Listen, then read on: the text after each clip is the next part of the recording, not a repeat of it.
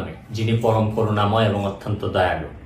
আপনারা যারা আমার ফ্রেন্ড ফলোয়ার আছেন, বিভিন্ন সময় বিভিন্নভাবে আমার উপর কষ্ট পেয়েছেন, তাদের উদ্দেশ্যে একজন সাবেক এমপি হিসাবে আমি দুটি কথা বলতে চাই।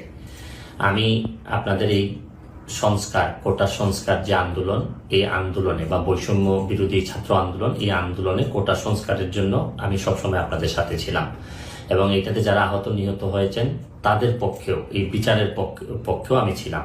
কিন্তু আমার ব্যর্থতা হচ্ছে কি, আমি আপনাদেরকে বুঝাইতে পারি নাই।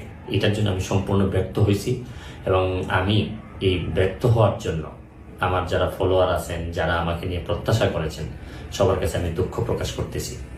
আমি আপনাদেরকে আরেকটি কথা বলতে চাই। এখন যে কাঠামোগত সংস্কার আপনারা চাচ্ছেন, দেখেন এই সংস্কারের জন্য আমি বহু বছর আগে থেকেই কাজ করে যাচ্ছি। আপনারা দেখেন এই দুর্নীতির বিরুদ্ধে যুদ্ধ গত 15 বছরে আপনারা যে 2-3 জন মানুষ দুর্নীতির বিরুদ্ধে